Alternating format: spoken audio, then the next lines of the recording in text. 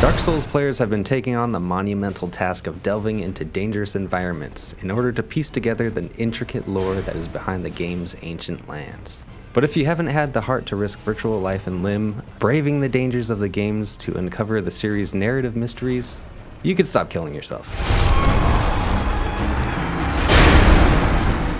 We've put together all the most important bits of the Dark Souls story so far, right here, for your convenience and personal sanity. So let's get started. The Age of Ancients. Long ago, dragons ruled the world in darkness. Before humans, monsters, and even light entered the world, the everlasting dragons ruled over the land, living in massive stone-like arch trees. The dragons were immortal and invincible, with stone scales that protected them from any assault. After a millennia, the dragon's rule was ended with the coming of fire. The light, called the First Flame, contained extremely powerful great souls that give whoever possesses them godlike power. The souls of lords were found by Gwyn, the Lord of Sunlight, Nito, the First of the Dead, the Witch of Izalith, and the furtive pygmy, the first ancestor of humanity, gained the Dark Soul. Together they took their newfound power and made war against the ancient dragons.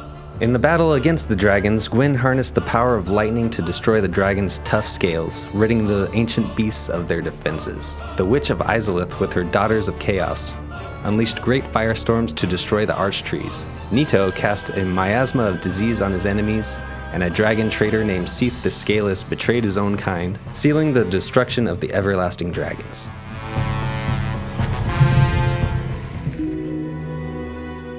The Age of Light.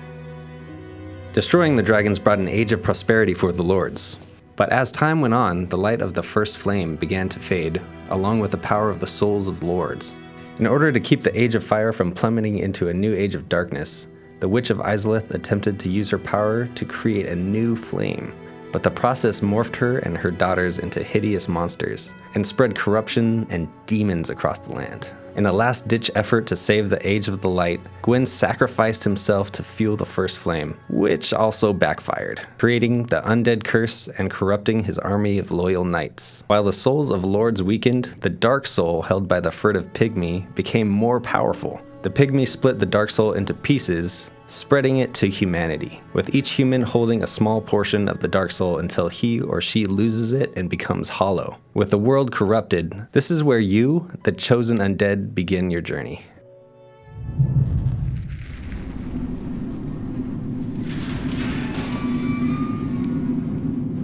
The Chosen Undead arises. As the Chosen Undead, you travel to the land of Lordran with the goal of linking the fire, extending the Age of Fire, and undoing the Undead Curse. To do this, the Chosen Undead travels to the city of Anor Londo to gain possession of an artifact called the Lord Vessel.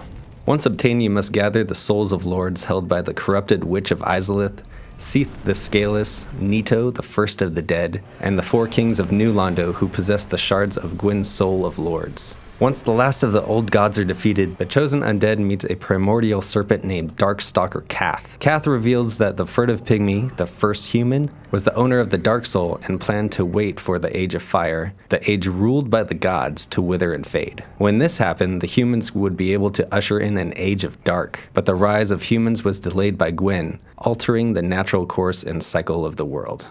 With only Lord Gwyn left, the Chosen Undead defeats the corrupted god and is given a choice. Follow in Gwyn's footsteps and link the fire, prolonging the Age of Fire, or usher in a new Age of Dark, becoming a new Dark Lord.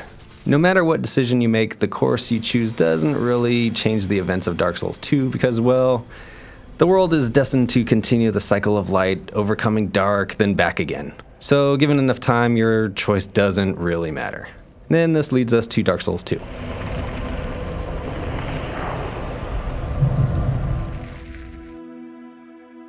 The kingdom of Drangleic is formed. Hundreds of years after the events of the first Dark Souls, The kingdom of Drangleic is founded by King Vendrick on the bones of the land's former inhabitants. Vendrick and his brother Aldia conquered the kingdom with dragon riders and countless warriors. But after years of prosperous rule, Drangleic was overcome with the curse of the undead. King Vendrick did everything he could to stop the plague from spreading, sending his accursed subjects to faraway lands and locking them in a prison called the Last Bastille. He also sent his knight, the Pursuer, to destroy every undead creature. But the king's obsession with ridding himself and the kingdom of the curse didn't end there. His fear led to some misguided decisions and disastrous events.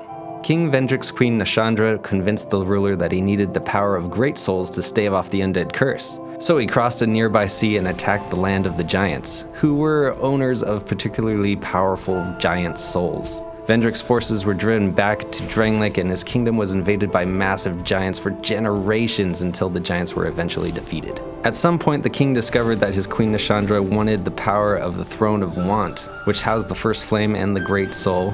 So he fled to Drangleic's undead crypt to keep the king's ring, the key to the throne, from his treacherous queen. Unable to pursue her goals herself, Nashandra tricks the new Chosen Undead into doing her dirty work.